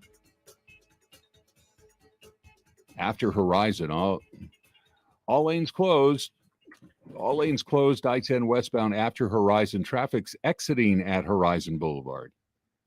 I-10 eastbound at Piedras, a disabled vehicle blocking the left shoulder. Loop 375 just near Kenworthy, an accident reported. And Yandell Drive east of Reynolds, police responding to an accident. Carrie Edwards, El Paso traffic. We're planning a trip to Spain later this year. But our Spanish is pretty bad. So we're using Babbel. Babbel's conversation-based method teaches you real-life words and phrases. And with Babbel's interactive, bite-sized lessons, you'll remember what you learned. There's no easier way to learn another language. Ahora hablamos español. He just said now he speaks Spanish. Babbel, language for life. Now try Babbel for free. Just go to Babbel.com. That's Babbel.com. Hey folks, this is Andrew J. Polk, and I love supporting local and experiencing all the world has to offer, which is why I love Enhanced Flavors, your local source of over 40 quality flavored olive oils and balsamic vinegars. You don't have to scour the globe or even leave home to taste all that's offered in extra virgin olive oil and great flavored varieties from Italy, Greece, Spain, and Tunisia, and certified balsamic vinegar straight from the Modena province of Italy. Look for Enhanced Flavors at your favorite farmers markets to spice up your life, or find them online at enhancedflavors.com. Portions of the following program were pre-recorded. Kids dream big. Protect your child's dreams by keeping them healthy. If your son or daughter is age 11 or 12, the American Cancer Society recommends giving them the HPV vaccine to help prevent HPV cancers later. Learn more at cancer.org/dreambig. News on the hour and a half. Traffic and weather all day. News Radio 690 is KTSM AM El Paso, an iHeart radio station. NBC News Radio, I'm Brian Shook. Emergency crews are out in Jackson, Mississippi after a tornado ripped through the city. Forecasters warn the storm system has the potential to spawn several more tornadoes tonight. Parts of Tennessee, Kentucky, and Mississippi are all under tornado warnings. The White House is responding to former President Trump's plea to Russian President Putin to release information he allegedly has on President Biden's son, Hunter. What kind of American, let alone an ex-president, thinks that this is the right time to enter into a scheme with Vladimir Putin? White House Communications Director Kate Bedingfield slapped down Trump while speaking to reporters. Details of Hunter Biden's financial arrangement with CEFC China